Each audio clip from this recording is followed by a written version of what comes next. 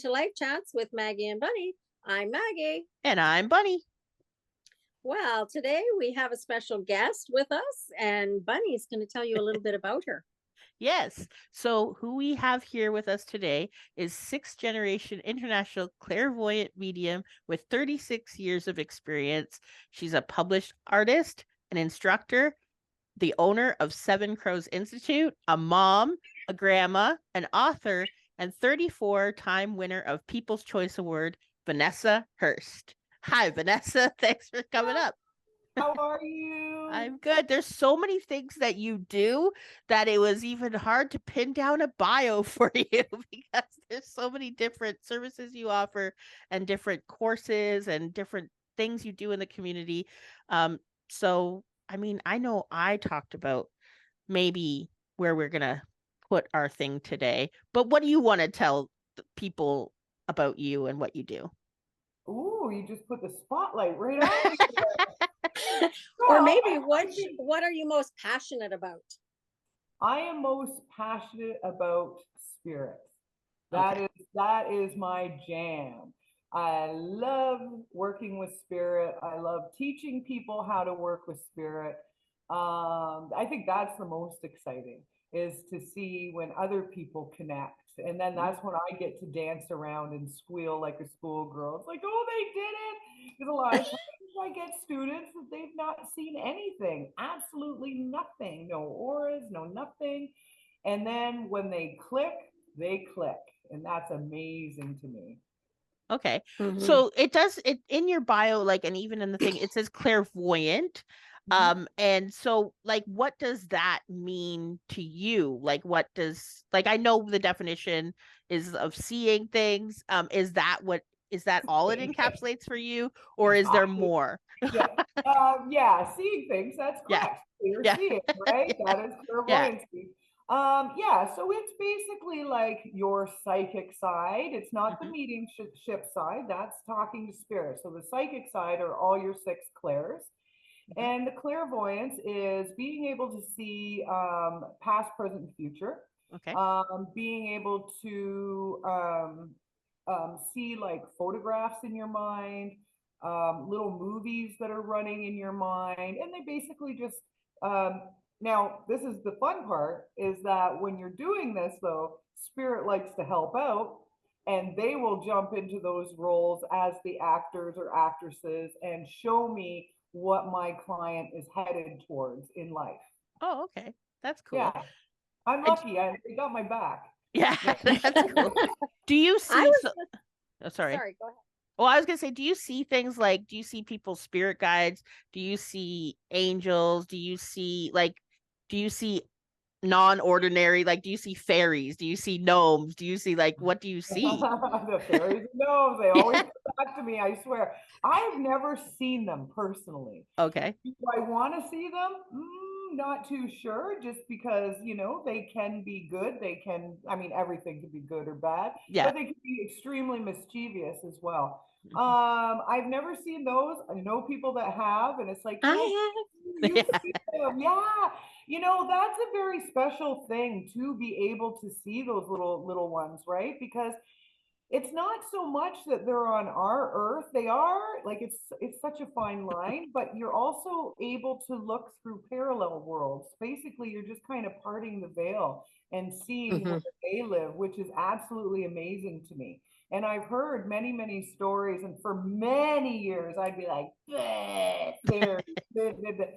but they just keep coming back. And again, haven't seen one personally. However, it will be exciting that the day I do. Let's just put it that way, and everybody will hear about it. Okay.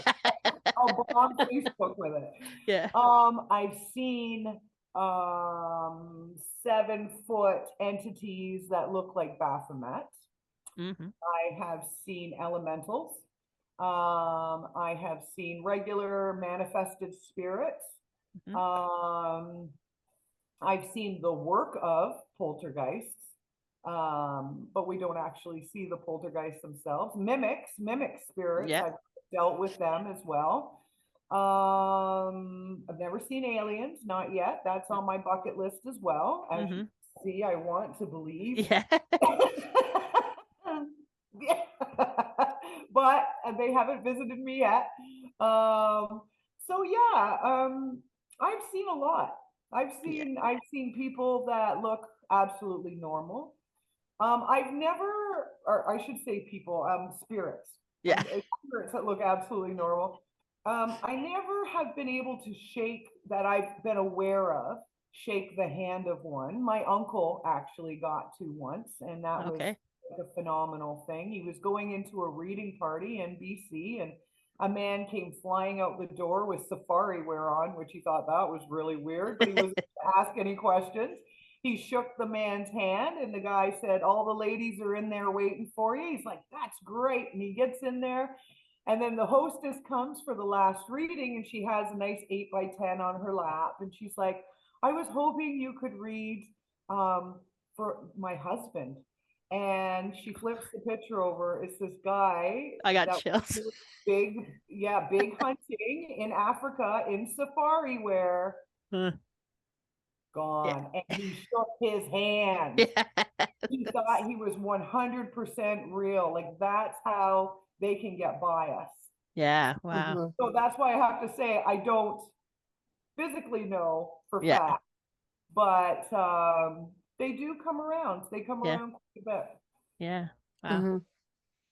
Now, the question that I was going to ask is, because I've listened to other podcasts and other mediums, and the question I have for you is, are you visited all the time? Like, even when you're going about your normal life, when you go to the grocery store, like, do you see spirits there? Like, is it, or is it just when, do you have a boundary that only allows them to come at certain times? Or do you see them all the time? Okay, so no, I do not see them all the time. First of all, I have shifted that energy of, and we do as we get older, by the way. Like, when we're younger, we can see them manifested and all of that stuff, you know. But when we get older and our reality shifts, we do start to shift these spirits inside of our head. And there is good reason for that. Number one, because it just takes less energy on the whole moment. Because spirit needs a lot of energy to manifest. And so sorry, I'm losing my the train is going down another track. It takes everybody, the environment, everything to bring them in to actually be standing there. But to have them in my head, it's a lot easier, and you can shut it off easier. Okay. And it's not a shut off. It's never a shut off. It's a dumbing up. Okay. Let's call it that. It's a dumbing up. And that's very easy. It comes easy to me. Mm-hmm. And so I just like, put on the shades and go out. I mean, there's times where they'll sneak up on me, literally sneak up on me, tap me on the shoulder or whatever, or just show up like right in front of my face and get me to scream. And I'm sure they enjoy that. Oh. But for the most part, it's all inside the noggin nowadays. Okay. That's good. That was a good question, Maggie. Yeah, very good question. Yeah, so and now you did touch a little bit on your uncle and you know, being sixth generation clairvoyant. So that obviously means that in your family it was probably more encouraged than other families, maybe.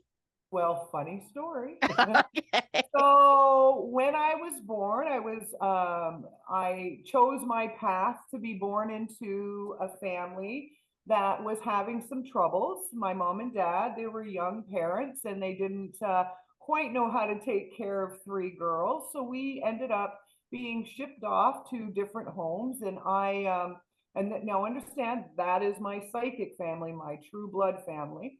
And I got shipped off to a wonderful home. But they were more on the Mennonite sense of things. And so it was interesting throughout my life until I was 16. And that's when I found my real family again. But I did, and I will say suffer, because unfortunately, as kind and as beautiful and as loving as this family was, Like my dad was like, if I heard a guy screaming in the middle of my bedroom at 1 o'clock in the morning, like, oh God, somebody help me. And I would say, Dad, help me. He would say, oh, it's the house settling, or oh, it's somebody caught in the fence. And I always wondered, why didn't you go check the fence, Dad? Yeah. The things that you think of as even as a child, like, how is this? How can you say that even at like 10 years old? Yeah. So for those years until I was 16, it was in my blood, literally. I mean, at 8 and 10 years old, I was faking seances in my playhouse. When my friends would come over with like the fishing wire and all that kind of stuff, I was that kid.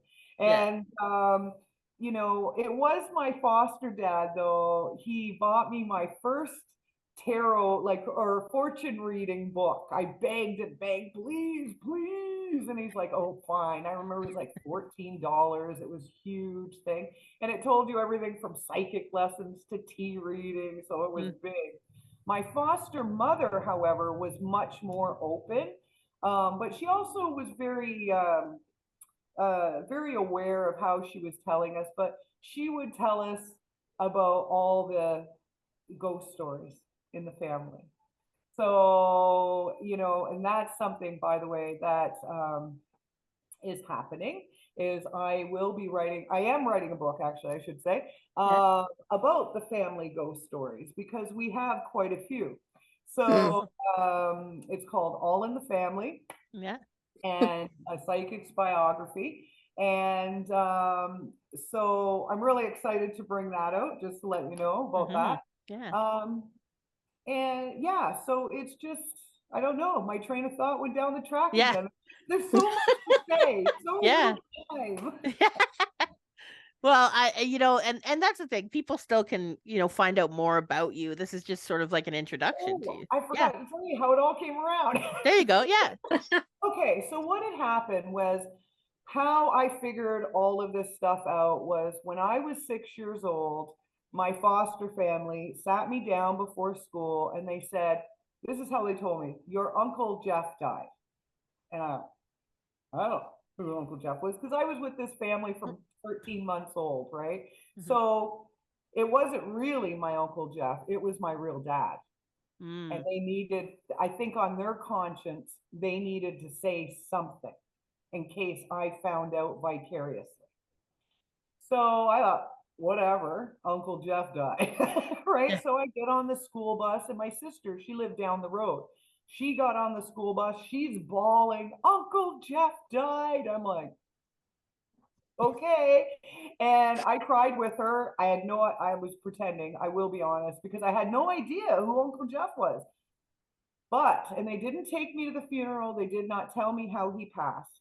The night of his funeral, the next morning, I woke up in absolute tears at 6 years old. My dad was killed. Someone shot him. Please tell someone. And for 2 years later, I woke up all the time like this. And my foster mom never said anything to me. Like it went for 2 years and then it went quiet. So 8 years old. It screwed up my schooling. I am so not a mathematician because of all of this. But what was happening was my dad kept coming to visit me. Yeah. And he kept trying to say, please help me. I don't want people thinking I shot myself. So it was, you know, I did forget about it for a long period of time until my 14th birthday. I woke up on the anniversary, December 16th of his death. And I went downstairs bawling my eyes out, and somebody shot my dad. And my mom was just like, I thought we were over this. And it's like, no. And so, you know, she did sit me down. She did tell me everything. There wasn't anything I could do. I did try to follow it up. But the schematics of the whole deal wouldn't allow for the truth to come out in that. It had to do with the police and other sorted people. And it just, you know, nobody was up in the info. Right. Fortunately. So it is very traumatizing on children, extremely. Yeah. Like I trained myself not to sleep as a child. Mm. And I have troubles nowadays because, just no sleep. Kind of makes Right. you crazy. But yeah, that's how it came around. And then when I was 16, I found out that my uncle's name was Ralph, and I called the BC directory, and the operator's like, "We've got 97 directories." I'm like, "Give me the biggest city." I don't know, right? I didn't have geography, remember? I Yeah. didn't do well in school. So, and so the first number she gave me was his.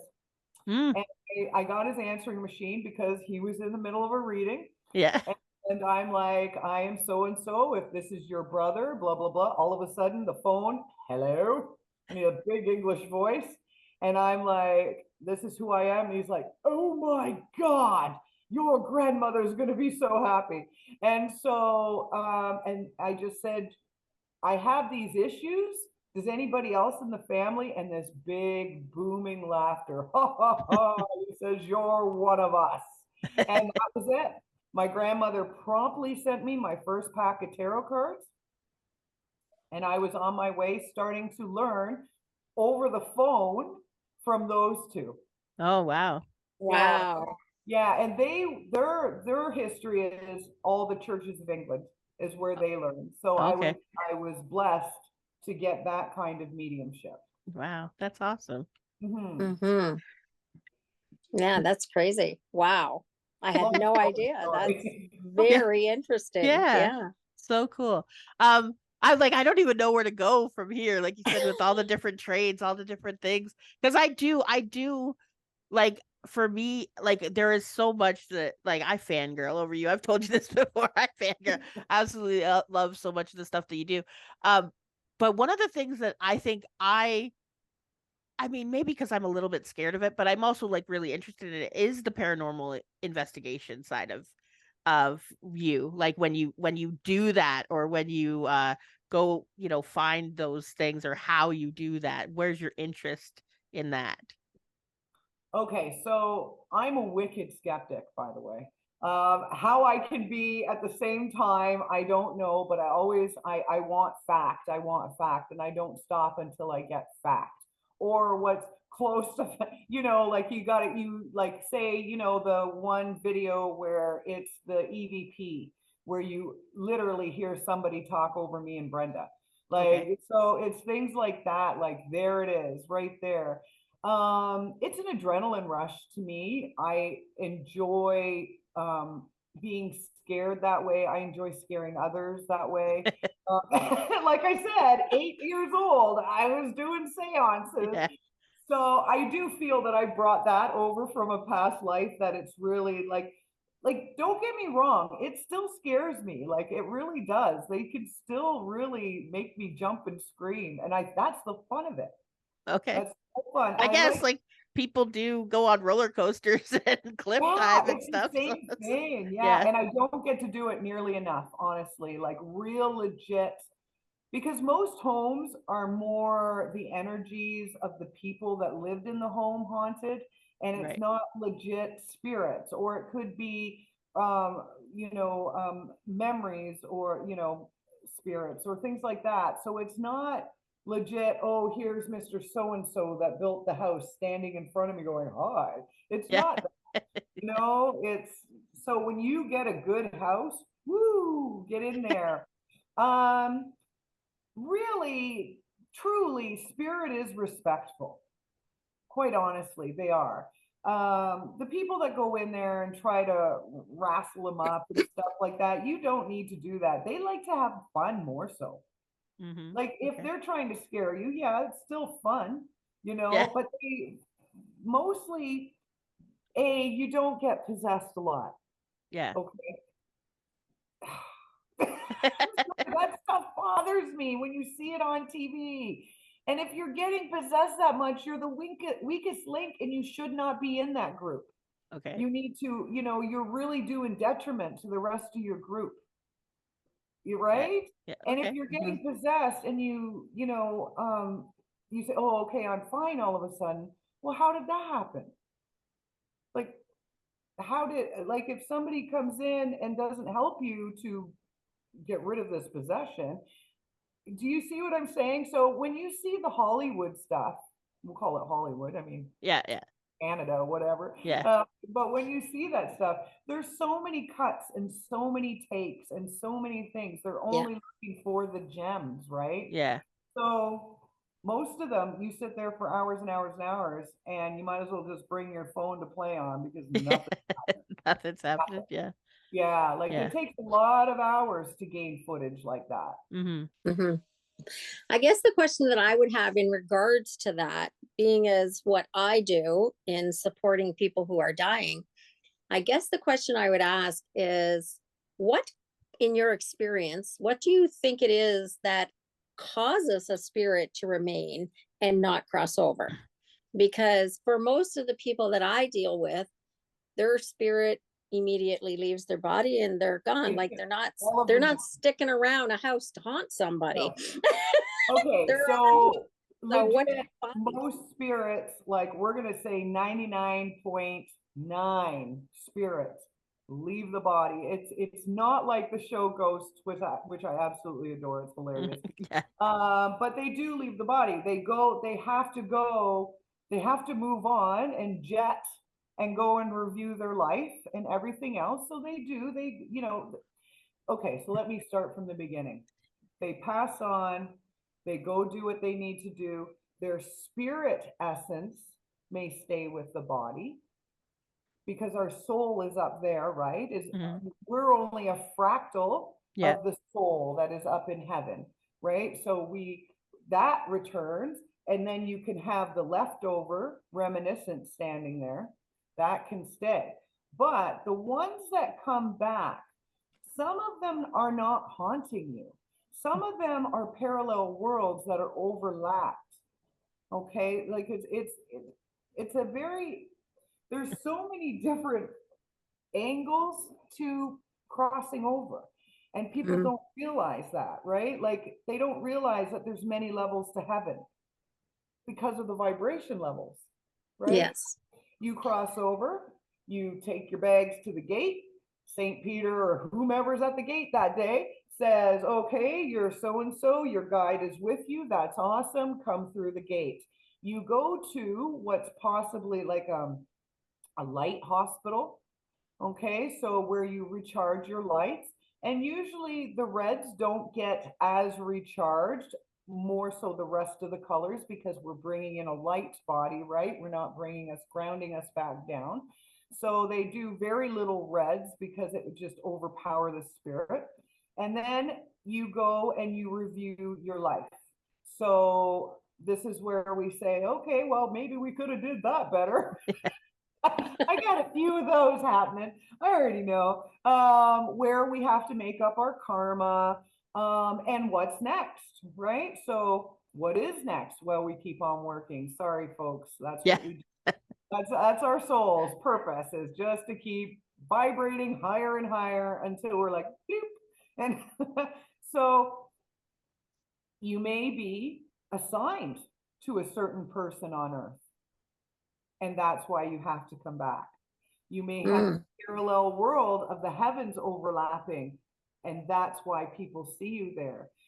Your spirit essence may still be in the house, repeating its last traumatic moments. So that's not even really spirit. It is, but it's more like the dust afterwards. Yeah.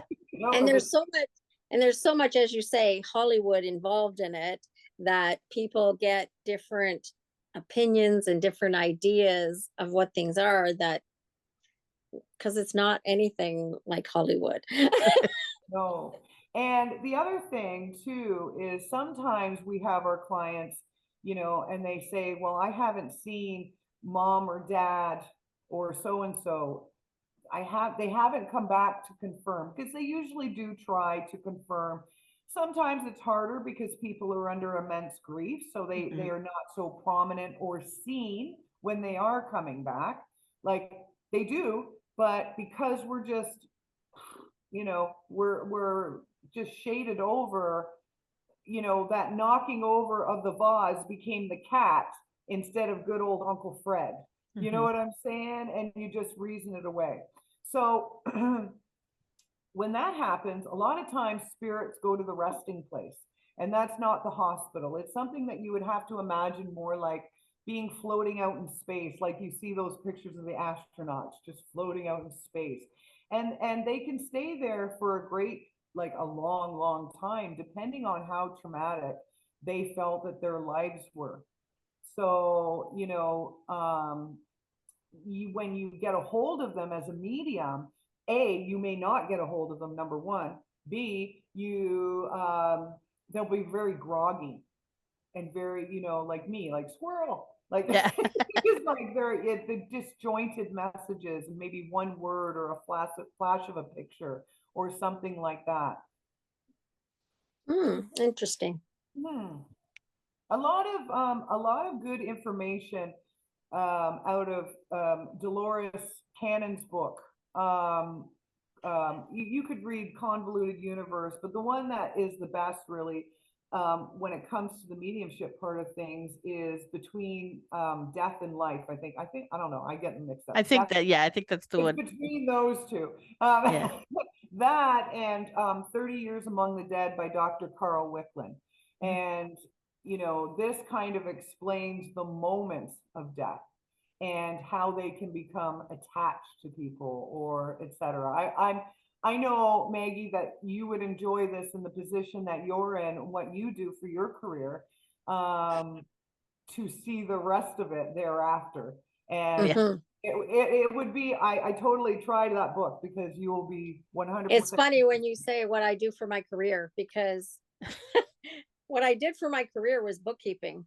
What I do now is just what I do for fun. It's your career. Yeah. That's what it's for. Now once I got sort of discontinued from my employment, that's when I got to now live my passions, and I only do things that I'm passionate about. And and this is my career, so it's your career too. I think had I known what I know now about my own upbringing and who I was, I think I would have done something like this as a career sooner. But like you said, even with yourself, like my father knew I was different when I was 2 years old. He didn't know what different meant. So what he used to tell my mom was, she's way too emotional. You've got to toughen her up. And as you were talking about your childhood, the thing that was coming in my mind was how wonderful it would be if we just embraced this with children and talked about it and let them know that when they do have those dreams at night, talk about it. Let's be open and honest instead of keeping it hidden away. Like you had to keep it hidden away that these things were happening to you. What if you didn't have to do that?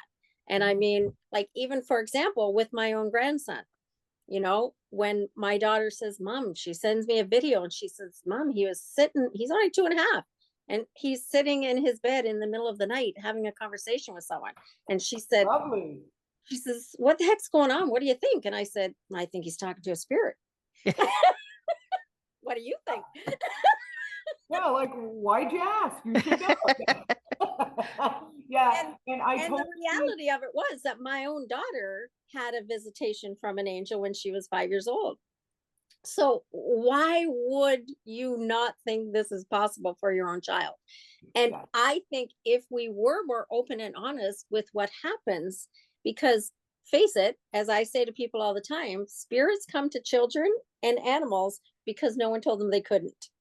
Sometimes to adults, they don't, because we're programmed to think, oh, well, you can't see that. Like, even for me, like when I'm going to stop you there. Yes, that is the perception of adults. But yes, you can see them. It's just, where is that adult vibration level? Yes. And that's what I'm saying. But so many people are limited by the belief that they can't, like, for example, for me, the first time that I seen fairies in the trees out my bedroom window, it's like, oh, what the hell is that? Time to check in. Oh, yeah, totally. thinking the same. And, you know, they're just, and I'm going, okay, now I've really slipped into the realm of crazy. But the difference is when stuff like that happens to children, they don't even, it doesn't enter their head they're crazy. It's like, I'm going to play with these fairies. But you know what? At 2 years old, I knew the difference.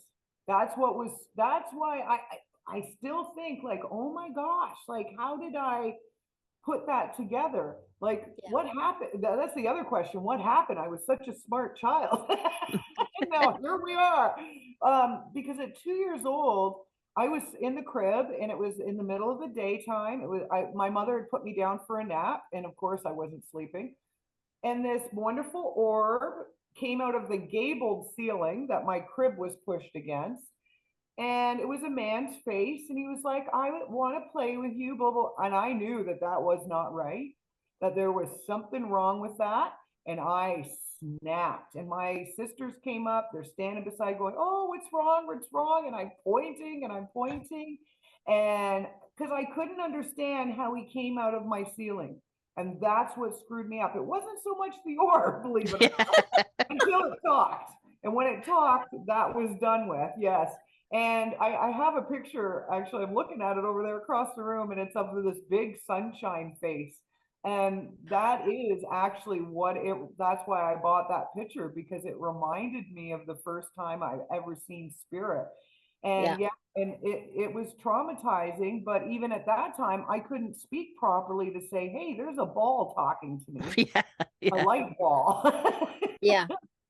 So, and I know, like, when my daughter was visited by a being when she was 5 years old, like, she woke up the next day and she, at breakfast, she said, Mommy, there was an angel in my room last night. And I said, oh, really?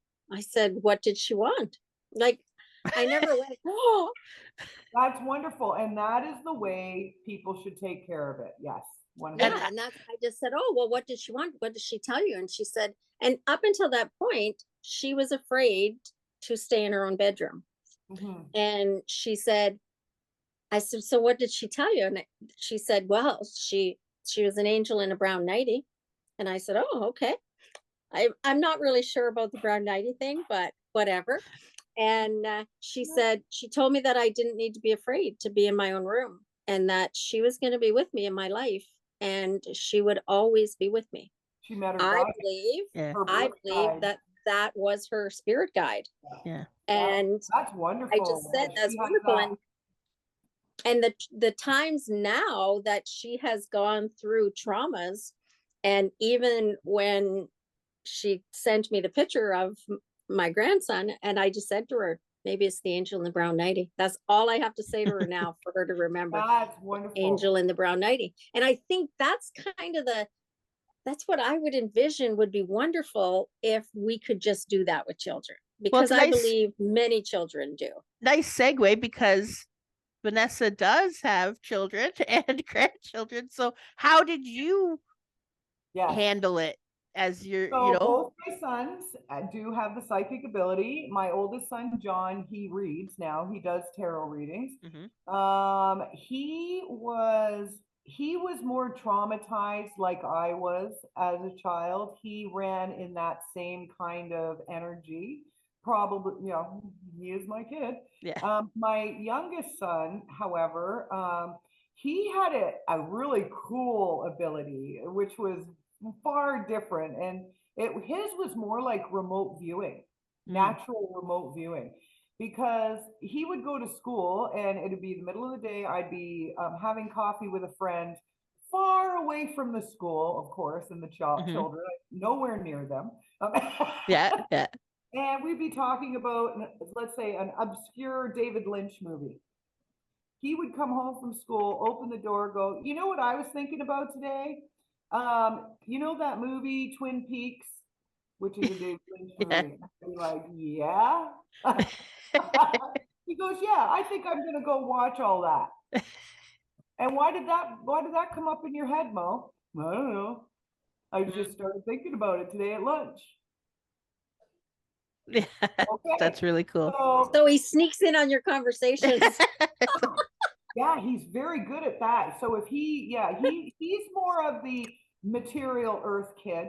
He was up until about 10 years old, he was he had professed he was going to be some spiritual minister and this, that, and the other thing at that age.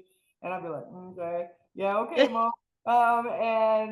But he became more industrious, like more like, although he's very artsy and does have that empathic vibration, he's gone in his path more of the, you know, work like at a factory. And listen, it sounds so boring to me. I don't know how he does it, but yeah, I'm proud of them, very proud of them both. But yeah, he's got more of that ability. Where Jonathan, he's very much an empath, and he very much feels, and he does. He's very affected by vibration. That one, and so it was him. I had to be more like, yes, it's okay. Here's a bottle of Ghost Be Gone. You know, you take your power back. Don't you let that. You take the night, kid. You know, those kinds of things. Now with my grandson, which is John's son, LJ, he was very little. He was sleeping in my bed because he never liked to sleep alone, and that was a big indicator. Neither did I. I never slept alone as a child because I was terrified. And one night he just says, Ninny, and I'm like, yeah, bud. He says, can you turn the lights on? And I'm like, why? Well, those people are standing over there. I'm like, oh, shadow people? And he's like, yeah. I'm like, oh, sure, no problem. Here, I'll give you your own light. Never heard of it again. He had a nice little night light on his side that he could press on and give the power back to him, and then they go away. Yeah. So much easier to do with children than tell them the house is settling, that the people got in the fence. Well, go get him out of the fence. That's ruthless. Any other time when a cow was getting through the fence, you'd hear my dad 10 miles away, coming, booting down in rubber boots, you know. But no, men caught in the fence, we're leaving them there. Yeah. And I mean, I know I had experiences when I was a kid too. Don't remember all of them, but there were some things. Obviously, I remember going to my parents in the middle of the night being like, I'm scared. I had, you know, whatever. And then they oh, you just have an overactive imagination, or, oh, you know, whatever the case may be. Yeah. Oh, just go to bed. You're fine. Like all that stuff. But yeah, like the same, you know, the same stuff. And my dad did my favor of saying, like you said, taking your power back. He told me, if you want them to leave you alone, tell them to leave you alone, and they will. That's what he said. That's what he said to me. So I learned very quickly. So I tell Maggie all the time, I do have pretty good boundaries with spirit, better boundaries with spirit than I have with people. In that, like, I'm like, my room is only allowed, you know, Steve, right? Like my house is only allowed these, and then on the porch is where I could talk to the other, you know, somebody else who wants to come visit me. Like I have distinct boundaries that I'm like, no. And like you said, sometimes they try to knock anyway. I've woken up at 2 a.m.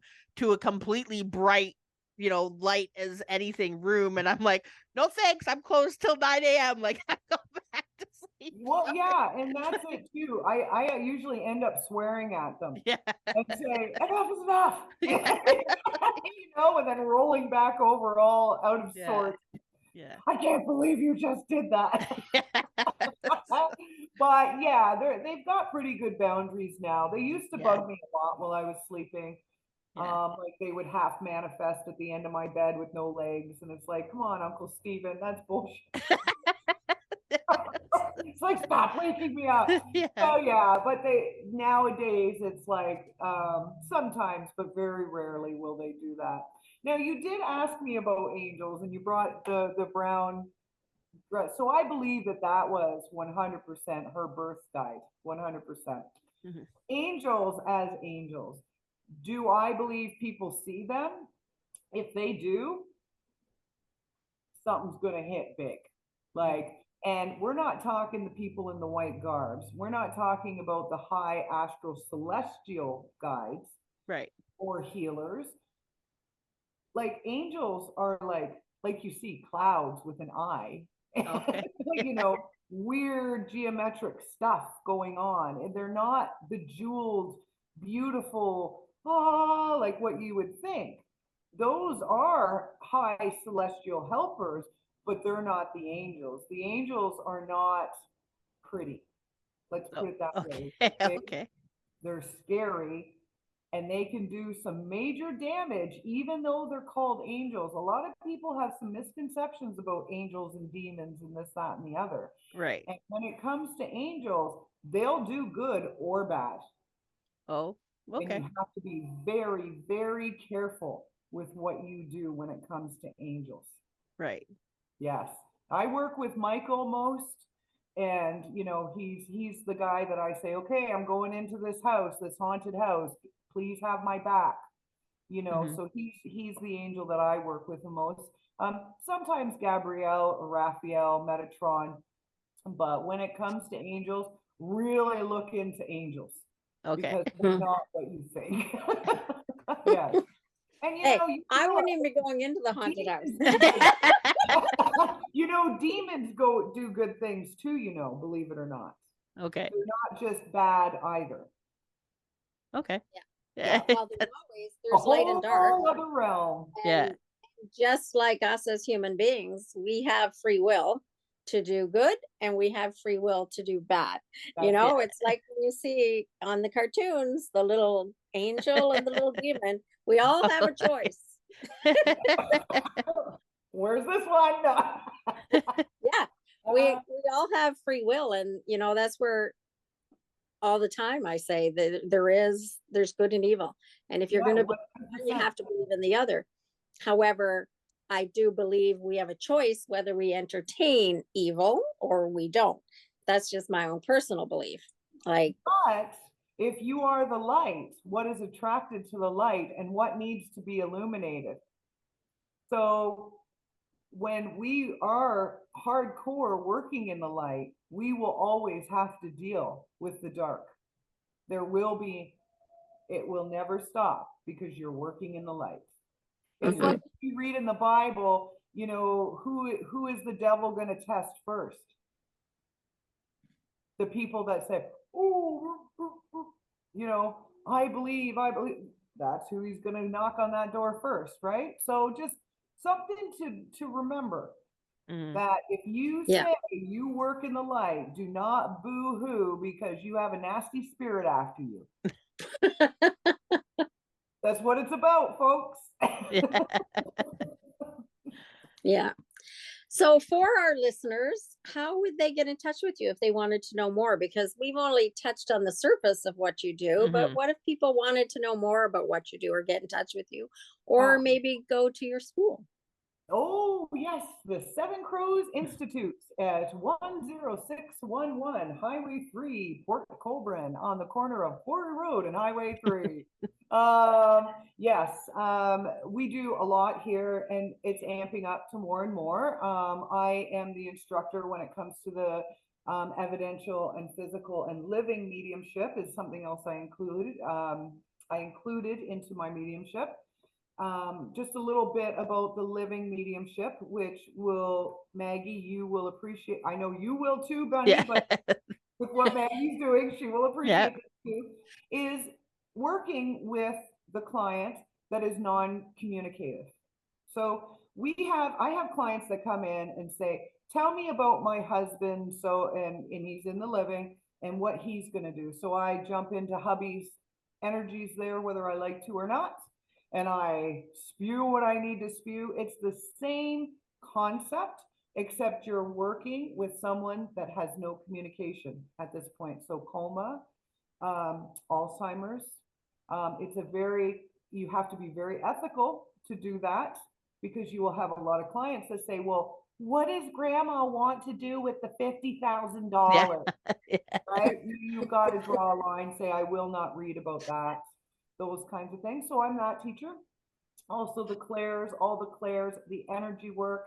Then we have Brenda Lanigan that does a lot of work here, which is wonderful. She does her colors and her vibration, her essences and herbs. And then we have Melissa Schumacher. We have so many people. Teresa Montalvo is going to be coming in, Mary Beth Haynes. So We have mediumship nights, which this year I've switched it over more so for the up and coming mediums, which is absolutely fabulous, to give them some stage time and to, you know, because the summer we have them around the campfire. Yeah. So it's a little bit less scary than being on a stage under a whole bunch of lights with a microphone shoved in your face. So it gives them the opportunity to trial and error out here on the facility, at the facility. But it's very exciting. A lot of stuff going on here. You can go to my website at www.psychicmediumvanessahurst.com. I'm on Facebook. I am on TikTok. I am on Instagram. I am in your nightmares. I am everywhere. And the reason why is I once had a mentor back in my cult years, I like to call it, and he said, be a virus. Like, everybody was like, ugh, virus? When you talking about viruses are horrible. Well, viruses get around places fast. Yeah. Really fast. And they cling on to everything. That's what you do. You be a virus. Yeah. You have to be bad. Again, as you guys say, the perceptions. Yeah. Right? There's always good and there's always bad. Well, we haven't quite seen a good virus yet, but yeah. Well, on social media, they do call it viral, which is the same concept, right? That's it. Yes, so very good. Very good. That's what it is. Yeah. So yeah, just you can pretty much find me everywhere. Yeah. That's great. Do you have anything else you want to say before we close out for today's? I hope I get to come back, because we didn't get to touch on totally anything. For sure. No, for sure. Yeah. What do I have to say? Keep ghost hunting. Like, always learn, read.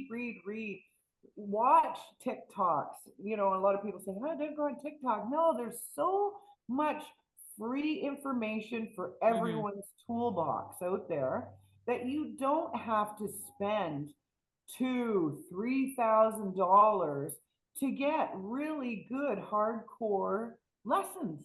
Right. You can learn most of it yourself. It's good to have a mentor somewhere on your path. Yeah. But if you really want to do this, do it. Yeah. Yeah. Well, and I think too, like, I know personally for me, and I always tell people I can only go by my own personal example. When the veil started to open a little bit for me, things just came to me that I was curious about. And part of it is just being open and curious. If you're open and curious, then you're going to hear conversations that are going to intrigue you, and you're going to go, oh, I want to learn more about that. Or, what are they talking about? You know, it's by being open and curious. Yeah. Yeah. It's like attracts like. And what needs to be, the thing is too, is if this is supposed to be your path, like this center, did I think 2 years ago that I would be sitting in this center? Not at all. Didn't even, well, I kind of asked for it, but I kind of thought it was a joke when I did. Be careful, folks. Because I ended up with a 4,200 square foot building. Like, hey, Vanessa, what are you going to do with this now? You better get moving. And I never in a million years expected that this would happen. I tried for other places and I gave up on them. Nah, that's good. Then before COVID, when this building was selling, they were getting rid of everything. And me and Brenda was standing in the classroom that we use today, buying the objects up. And I looked up at Brenda, we looked at each other, we went, wouldn't it be cool to do a class here? And we went, ha, ha, ha, ha. And we bought our things and shuffled off. And now I brought all the stuff back to the building. It's almost that way. So yeah. Be careful what you wish for. That's another piece of advice. Be careful what you wish for. But my point is, if it's supposed to be your path, spirit will supply it. No questions asked. It will be dumped in your lap and you'll be like, what am I supposed to do with this? And you just have to be patient, because your timing and spirit's timing are often different. So it's about being patient. So Bunny, I'm taking from this, that Maggie's House of Healing on the Yep. water is coming. It's You already know. coming. You already know. And you know what? The more of these places that we can have, the more our children will be waking up in the morning going, oh, guess what? I seen so-and-so, like it was nobody's business. Right?